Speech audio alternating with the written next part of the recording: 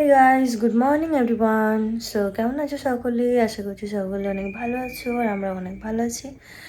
তো শীতকালের বেলা মানে বুঝতেই পারছো, সকাল সকাল ঘুম ভাঙতে ভাঙতে প্রায় 9টা হয়ে যাচ্ছে। তো তারপরেও মানে ঘুম ছাড়তে চাইছে না, বিছানা মনে হচ্ছে না যে মানে কি বলে ব্ল্যাঙ্কেট ছেড়ে বিছানা থেকে উঠি।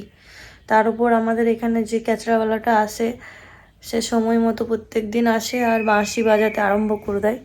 তো ওই ক্যাচড়া দাদু চলে এসেছে, যার কারণে উঠে পড়া, ক্যাচড়া ফেলতে যেতে হবে। তো চলো ক্যাচড়াটা ফেলে আসি। ওই যে দেখতে পাচ্ছ, ক্যাচড়া দাদু চলে এসছে, ওই সামনে বাড়িটাই নেবে। সামনে বাড়িটা নেওয়া হলেই এই বাড়িটার বৌদি আছে, এই যে বৌদিও বেরিয়ে যাচ্ছে, ও বৌদিও দিয়ে দেবে একসাথেই।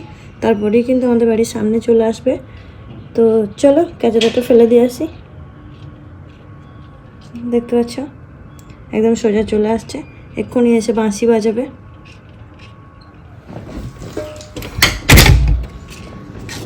বাঁশিটা বাজান,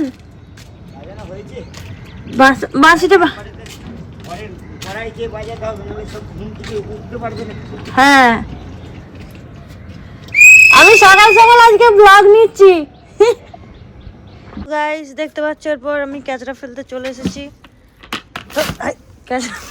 ক্যাচড়ার বালতি। তো দাও আগে ক্যাচড়াটা ফেলি, তারপর বলবো।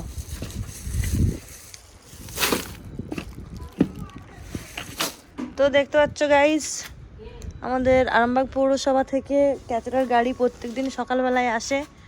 আর এই দাদু মাসি বাজি বাজি রোজই আসে। তো সকালবেলায় ঘুম ভাঙানোর মানে ঠেকালিয়ে রেখেছে গোটা গোটা আরামবাগবাসীর।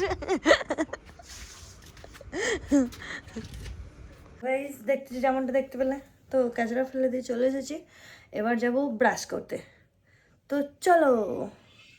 এই একটা কথা না বলে থাকা যাচ্ছে না, যে ঠান্ডা যে পরিমাণ ঠান্ডা পড়েছে, মানে যে পরিমাণ ঠান্ডা পড়েছে, এবার তো মনে হচ্ছে লেপের ভেতর ঢুকেও মানে বরফ হয়ে যেতে বেশিক্ষণ সময় লাগবে না, ও ঠান্ডা পড়েছে, এত পরিমাণ ঠান্ডা। হ্যাঁ, লেপের ভিতরে ঢুকে আরাম লাগছে। হ্যাঁ, ওর লেপের ভেতরে ঢুকে প্রথমে বললো গরম লাগছে, এর নটাঙ্কি শুরু হয়ে গেছে। দেখতে পাচ্ছ আরাম লাগছে, এত ঠান্ডায় মানুষ জমে যাচ্ছে, সেক্ষেত্রে আরাম লাগছে আমাকে। আরাম লাগছে? হ্যাঁ, কিন্তু তুমি একটু আগেই বললে যে আমার গরম লাগছে। আমি শুয়ে থাকবো। শুয়ে থাকো, তোমাকে ঠান্ডা লাগছে। তোমাকে আমি বলেছি নাকি তুমি ওঠো? লাচ্ছা রুটি বানাচ্ছে মা, লাচ্ছা রুটি দেখেছো তো? লাচ্ছা পরোটা। হ্যাঁ হ্যাঁ, পরোটাকে আমি রুটি বলি।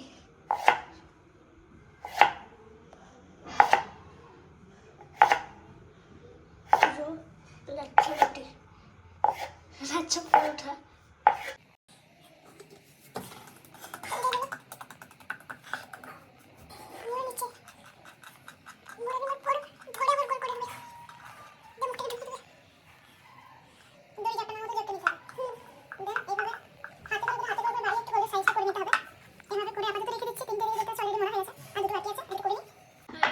ঘুগনি আলু হবে।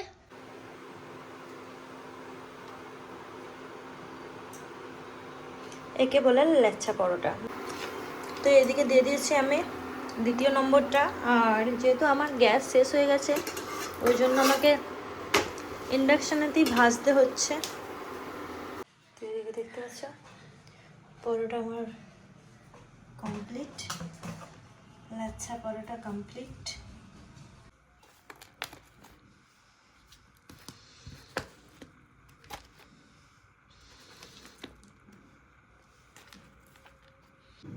তো পরোটার সাথে খাওয়ার জন্য ঘুগনি বানিয়েছিলাম। ঘুগনিতে মটর বেশি, আলু কম, কারণ মটরটা একটু বেশি ভালো লাগে আমার। এ তো আর দোকানের না যে মটর দেখতে পাওয়া যাবে না, শুধু আলু।